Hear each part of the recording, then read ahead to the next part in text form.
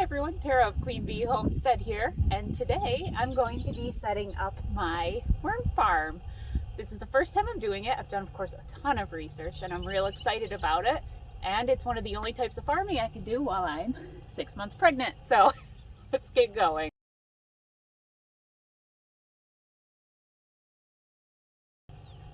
Okay, so I do have all my materials set up. And I got some newspaper because you're supposed to put some wet newspaper over the top of them. And it does come with this rake. It looks like a little kid's rake, but it actually is pretty sturdy. This is also, it's called the Worm Factory 360. It looked pretty good online, and I can keep it outdoors except for in winter because I'm in zone 5 here. It snows. I'm by the Great Lakes. It snows. But they also come with some starter shredded paper, some coconut coir or core, however you pronounce it. We got some of that, which is supposed to be really good bedding for them. We of course have the worms, so I'm going to set those aside for a second. And then they also send you some pumice, which is supposed to help with aeration, and rock dust, which helps them grind up their food. And then we have a piece of bubble wrap that this was in. And they even send you a nice little soil temperature gauge so you can make sure everything is at a good temperature. And then a scraper, and of course, the instructions. I've already read through these, so let's see how much I remember. So, let me move my little pregnancy kneeler here. So I also got, as recommended, about a cup or two of soil from our garden, which does have a couple worms in it just because we have a lot of worms, which is fine to have night crawlers. I bought red wigglers, 2,000 of them, which is, I don't know, about a pound of worms. I'm estimating. And so I also have my water, and this is the base. It does have a spigot, which you're supposed to leave open to let air come up through, and also to let all that liquid drain out. And we are going to catch it because that's good stuff for fertilizer. And this they call the worm ladder. So I've put the worm ladder in there. That's going to just help any worms that fall into here crawl back out. And they give you 4 bins to start with. You can order more if you like. They don't recommend piling it higher than 7, but we have 4. We're going to start with just 1 because that's the only one we're going to fill. We want this one to get started before we put another one on there. So we're going to start mixing everything up. They say to start with this and use half the brick. The other half we're going to use for the next one that goes on.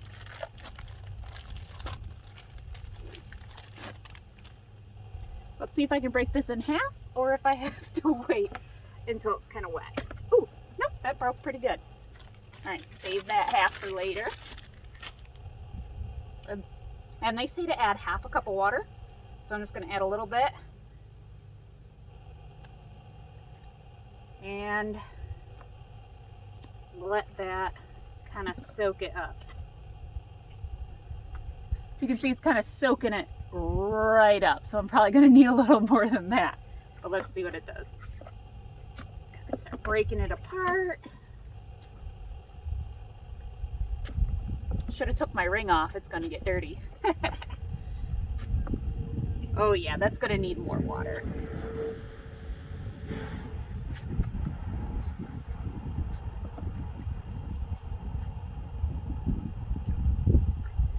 The trick with worm beds is you want them to be moist but not soaking. Really, you should be able to pick some up and squeeze it and no water drip out. It just be moist. This coconut coir really soaks up water, so I might even have to get a little more than I brought out. So let's mix that in a little more.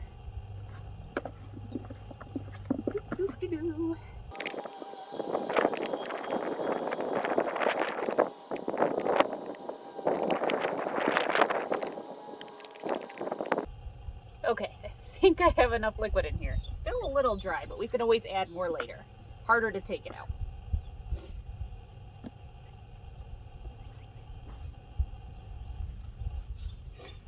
So then we're going to put half of this paper in.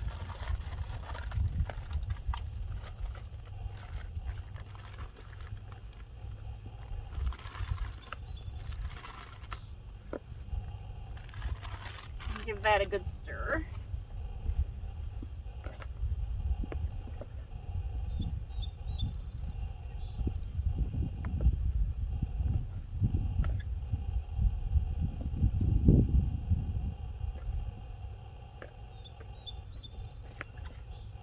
Okay.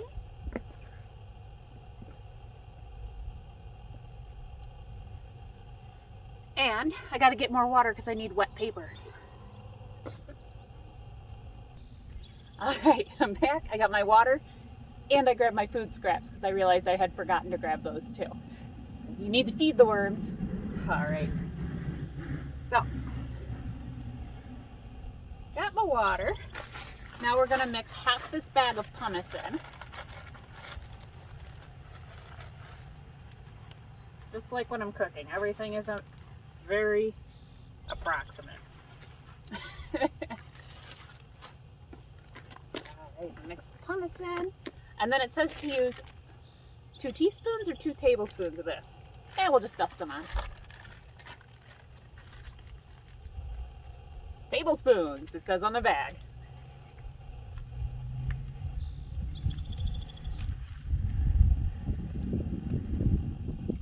That is close. Save that for later. And I'm gonna use their little handy rake, I guess.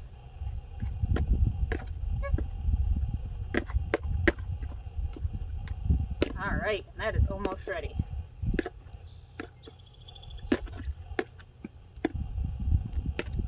So that is looking good. Now, for just the very first one you do with a brand new setup, they want you to put a little bit of wet newspaper on the very bottom.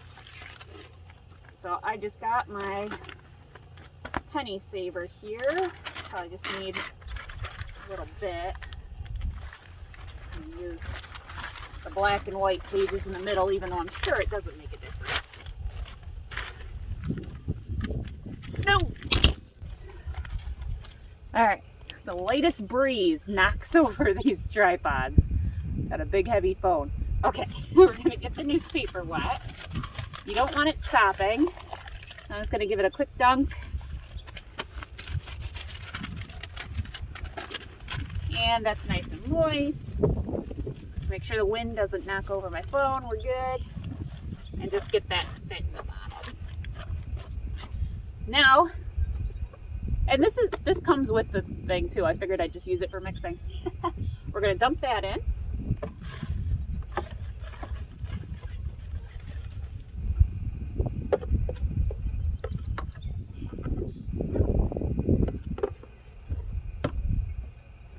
So as you can see, it doesn't really look like a ton in there, but we're going to be adding a lot more paper products and food scraps, and that's what's really going to build it up, because that's our good compost.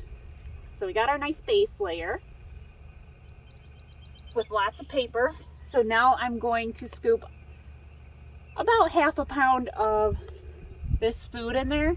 You don't want to overfeed them ever, and especially when they're first establishing, I want to make sure I'm not putting too much in. The general rule of thumb is for every pound of worms, they'll eat half a pound of food a day. So some people will feed their worms for multiple days in a row, and they'll just come out here twice a week to feed them. I'm just going to start with what I think is 1 day's worth, a little more maybe, and then check them in about 2 days and see how it's kind of incorporating in there, because I don't want it to get all yucky in here.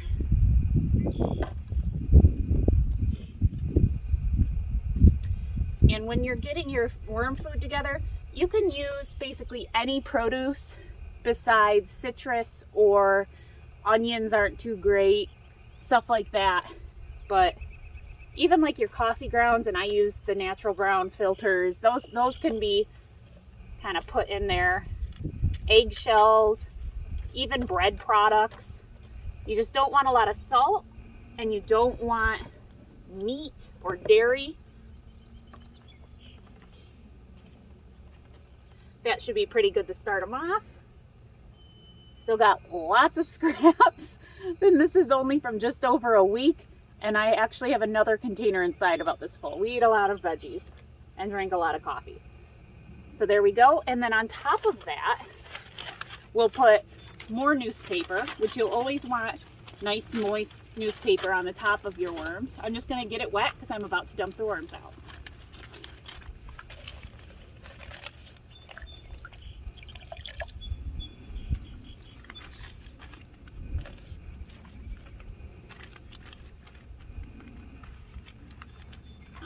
Right. That should be good for them. Now, oh, you know what? You always forget something, don't you? Native soil. So this is dirt that's from my garden, which I mentioned before. It has a few native worms. I'm just gonna kind of mix this in with it too. Let me just break it up a little. We have a high clay soil, so when it's wet, it likes to kind of be all chunky.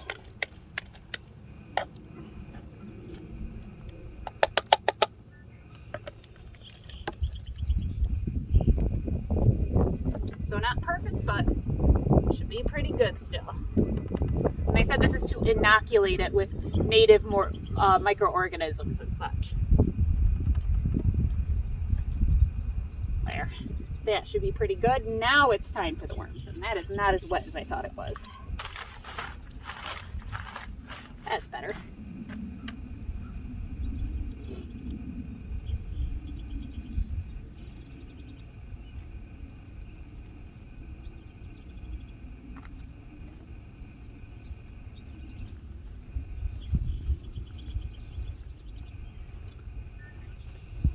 So here is our sack of worms, and you're not even going to be able to see them because they all burrow in there.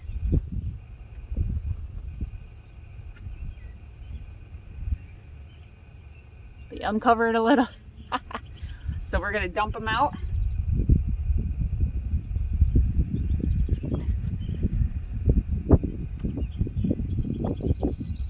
And they say to put them in here bedding and all.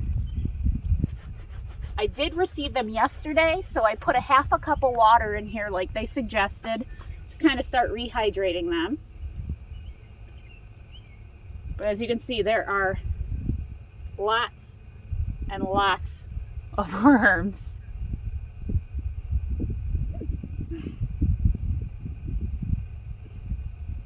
And they should get to work just about right away. And they all look pretty healthy. Should be about 2,000 worms in here, so that's pretty cool. So we're just gonna put this on top of them. Make sure it's good and moist. And then leave them be and hope they don't escape. When they first start out, I guess sometimes they can kind of run off on you. Just because they're exploring, because they just got put somewhere new. This is going to catch all our worm leachate, which hopefully it doesn't rain because this will get rain on it. You want to keep your worms out of the rain. They are in a protected area under the edge of the roof here. We'll just have to keep a close eye on them. So I got them all covered up. Get the lid on there. And that's all there is to it. I've never set one of these up before, and I mean, it was pretty straightforward. Didn't take long at all. And I should have lots of worms and be getting some worm castings, which are like black gold for your garden. And then they also process your scraps into compost way faster than something like a compost bin. I find this is going to be so much easier than that. And you can even sell worms for fishing and stuff. So I'm pretty excited about it. I'll keep you guys updated on how the worm bin's doing. And thank you for watching. Don't forget you can hit the subscribe button down below and always be notified when we have a new video. And also, I'm going to be adding my affiliate link for Uncle Jim's Worm Farm down below, because that's where I got all my supplies and I like them a lot. They have great customer service. I wasn't sure how long it was going to take to get this. I emailed them, I think it was on a Sunday, and then the next day they had answered and let me know everything was on its way, and it all worked out great. So thanks for watching, guys.